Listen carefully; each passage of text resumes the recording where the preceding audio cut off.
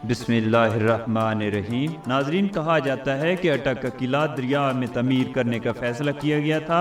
جب بادشاہ اکبر نے قلعے کی تعمیر کا حکم دیا تو ماہرین نے تعمیر کرنے کی بہت کوشش کی، مگر پانی کا بہاؤ اتنا زیادہ تھا کہ وہ ناکام رہے۔ اس علاقے میں دو ولی اللہ بھی موجود تھے، ایک حضرت شاہ صدر الدین اور دوسرے حضرت شاہ عیسیٰ رحمۃ اللہ علیہ۔ حضرت شاہ عیسیٰ رحمۃ اللہ علیہ کو محل میں بلوایا گیا اور انہیں ساری مشکل بتائی گئی۔ حضرت شاہ عیسیٰ رحمۃ اللہ علیہ دریا میں اترے اور وہاں کھڑے ہو کر دریا کو حکم دیا کہ پیچھے ہٹ جا، اور دریا کا پانی پیچھے ہٹ گیا۔ حضرت شاہ عیسیٰ رحمۃ اللہ علیہ نے وہاں اپنا عصا گاڑ دیا اور وہاں سے قلعے کا پہلا برج تعمیر کیا گیا۔ ناظرین، آج ہم آپ کو اسی اٹک قلعے کی سیر کرائیں گے جو 438 سال سے سر بلند کھڑا ہے اور ہمیشہ کھڑا رہے گا۔ لیکن ناظرین، آگے بڑھنے سے پہلے آپ سے درخواست ہے کہ اگر آپ ہمارے چینل لورز آف نالج پر نئے ہیں تو چینل کو سبسکرائب کر دیں اور گھنٹی کے بٹن کو دبا دیں تاکہ نئے آنے والی ویڈیوز آپ تک بر وقت پہنچتی رہیں۔ ناظرین، حال اور ماضی کا کبھی نہ ٹوٹنے والا تعلق ہوتا ہے، کیونکہ ماضی ہمیں حال میں آگے بڑھنے میں رہنمائی کرتا ہے۔ جو قومیں اپنے ماضی کو فراموش کر دیتی ہیں وہ پیچھے رہ جاتی ہیں۔ ماضی کا عکس مختلف صورتوں میں ملتا ہے، وہ کتابیں ہو سکتی ہیں، باتیں ہو سکتی ہیں یا یادیں ہو سکتی ہیں، یا پھر تاریخی اور ثقافتی ورثے ہو سکتے ہیں۔ پاکستان اور مسلمانوں کا ماضی بہت تابناک رہا ہے اور ہماری تاریخی عمارات ہمارے عظیم ماضی کی عکاسی کرتی ہیں۔ تاریخی عمارات کا ذکر مغل بادشاہوں کے بغیر ناممکن ہے۔ فن تعمیر میں مغلوں کا کوئی ثانی نہیں تھا۔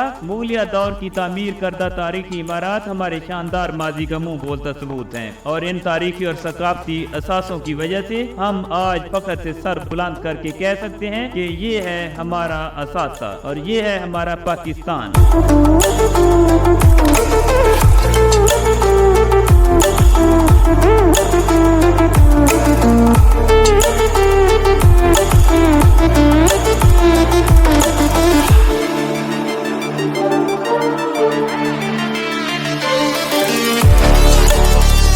قلعہ اٹک 1581 میں مغل شہنشاہ اکبر نے تعمیر کروایا تھا۔ یہ قلعہ خواجہ شمس الدین خوافی کی زیر نگرانی تعمیر ہوا تھا۔ اکبر اعظم کو اس قلعہ کی تعمیر کا خیال اس وقت آیا جب وہ اپنے سوتیلے بھائی مرزا حکیم کو شکست دینے کے بعد کابل سے واپس آ رہا تھا۔ اس وقت اکبر اعظم نے اس علاقے کی دفاعی اہمیت کے پیش نظر یہ قلعہ تعمیر کرنے کا حکم دیا۔ یہی وجہ ہے کہ اس قلعے کو رہائش کے طور پر استعمال نہیں کیا گیا، اسے صرف دفاعی مقاصد کے لیے استعمال کیا جاتا تھا۔ یہ قلعہ آج بھی پاکستانی فوج کے لیے ایک ضروری فوجی تنصیب ہے اور اس تک رسائی حاصل کرنے اور فوٹوگرافی کرنے کی اجازت نہیں ہے، مگر اجازت نامہ لے کر اس کی سیر کی جا سکتی ہے۔ ناظرین، اٹک قلعہ پنجاب اور خیبر پختونخوا کے سنگم پر دارالحکومت اسلام آباد سے قریباً 80 کلومیٹر کے فاصلے پر واقع ہے۔ قلعہ میں 4 شاندار دروازے ہیں: لاہوری گیٹ، کابلی گیٹ، دہلی گیٹ اور موری گیٹ۔ ناظرین، موری گیٹ قلعہ اٹک کا داخلی دروازہ ہے۔ یہ دروازہ ہلکا سا ڈھلوان میں بنایا گیا ہے، یہ ہاتھیوں کے لیے بنایا گیا تھا۔ تھوڑا آگے جا کر یہ 2 راستوں میں تقسیم ہو جاتا ہے، ایک راستہ گھوڑوں کے لیے مخصوص تھا اور دوسرا ہاتھیوں کے لیے۔ جس راستے کو گھوڑوں کے لیے استعمال کیا جاتا تھا وہ پتھروں سے بنایا گیا تھا اور اس راستے سے سپاہی قلعے کے اوپر والے حصوں میں جاتے تھے۔ قلعے کے اس حصے میں ایک جگہ بنائی گئی ہے جہاں منجنیق نصب ہوتی تھی۔ قلعے کے گرد بہت مضبوط فصیل بھی بنائی گئی ہے۔ اس دیوار میں چھوٹے چھوٹے سوراخ رکھے گئے تھے جو تیر انداز استعمال کرتے تھے تاکہ وہ وہاں سے دشمن کے لشکر کو نشانہ بنا سکیں۔ قلعے کی فصیل کی لمبائی قریباً 1 میل ہے اور یہ زمین سے 52 فٹ اونچی ہے اور اس کی چوڑائی 5 فٹ سے زیادہ ہے۔ اس فصیل کی طرز تعمیر ایسی ہے کہ اس کے ذریعے ہر طرح سے دشمن کو روکا جا سکتا ہے۔ اس فصیل میں چھوٹے چھوٹے سوراخ موجود ہیں جن کے ذریعے دشمنوں پر گرم تیل ڈال کر اس کی پیش قدمی کو روکا جا سکتا تھا۔ یہ عظیم قلعہ 2 سال اور 2 مہینوں میں مکمل ہوا اور اس قلعے کے 18 برج ہیں۔ اس قلعے کے متعلق ایک خاص بات یہ ہے کہ جب تک مغل حکومت رہی اس قلعے کو کوئی فتح نہ کر سکا اور نہ ہی اسے کوئی حاصل کر سکا، لیکن افغانوں کے ایک گورنر جہاں داد خان نے 1 لاکھ روپے میں یہ قلعہ سکھوں کو بیچ دیا تھا۔ ناظرین، قلعے کا لاہوری گیٹ بھی بیرونی آمد و رفت کے لیے استعمال ہوتا تھا۔ یہ بھی کہا جاتا ہے کہ ایک زمانے میں جی ٹی روڈ قلعے کے اندر سے گزرتا تھا، یعنی موری گیٹ سے اندر آتا تھا اور قلعے کے اندر ایک چھوٹا سا بازار لگتا تھا۔ یہ روڈ بازار سے ہوتا ہوا لاہوری دروازے سے باہر نکل جاتا تھا۔ ये दरवाजा दरिया की तरफ का खारजी दरवाजा था। दहली दरवाजा किले के ऊपर और नीचे के हिस्से को मिलाता था। ये किले का अंदरूनी दरवाजा था। किले के अंदर एक कुआं भी मौजूद है जो पीने के पानी की जरूरियात पूरी करने के लिए बनाया गया था। नाज़रीन, इस किले में बेगम सराय भी मौजूद है जो शहनशाह जहांगीर ने मलका नूर जहां की फरमाइश पर बनाई थी। ये किले की वह रिहाइशगाह थी जहाँ बादशाह और उनकी बेगमात क्याम करती थी। बेगम सराय में आने के लिए और सिपाहियों की आमदोरफ्त के लिए 3 खुफिया सुरंगें मौजूद थी जो अंग्रेजों के दौर तक रही लेकिन फिर बंद कर दी गयी। इन सुरंगों के बारे में कहा जाता है कि ये इतनी बड़ी थी कि इनमें बग्घियां चलती थीं। सुरंगों का ये जाल बहुत दूर तक फैला हुआ था। बेगम सराय से आगे काबली गेट मौजूद है जहाँ पहले बहुत चहल पहल होती थी। आज यहाँ खामोशी का बसेरा है। काबली गेट के पीछे अस्तबल का इलाका है जहाँ पर हाथी और घोड़े रखे जाते थे।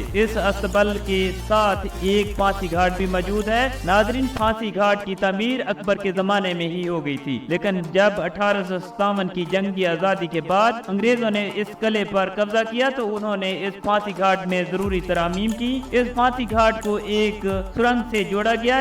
इस जगह पर रियासत के दुश्मनों को फांसी दी जाती थी और उसके बाद लाश को दरिया में बहा दिया जाता था क्योंकि सुरंग फांसी घाट और दरिया के दरमियान मौजूद थी। नाज़रीन, आपको बताते चलें कि इस किले के साथ मलाही टोला आबाद है। जब अकबर ने यह किला आबाद किया तो बनारस से इन सियाहों को लाया गया था। 500 कश्तियां भी उनके साथ आई थी।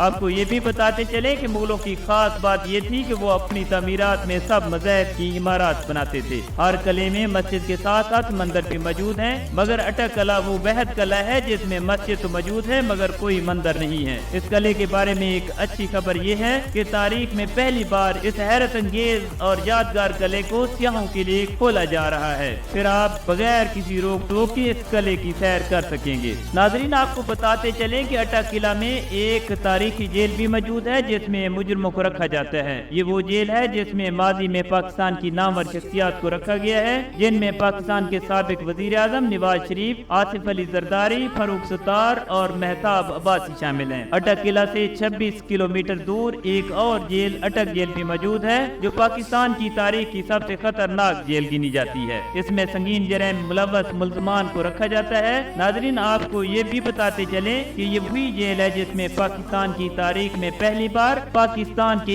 एक साबिक वजीर आजम को रखा गया है। आप जानते हैं कि वो वजीर आजम कौन है और उन्हें किस जुर्म की सजा में वहाँ रखा गया है। मुझे उम्मीद है कि आप कमेंट में अपनी राय का इज़हार जरूर करेंगे। अल्लाह ताला पाकिस्तान को नोचने वाली गिद्धों से महफूज रखे और पाकिस्तान और पाकिस्तान के खैर खाहों का हामी नासिर हो। आमीन।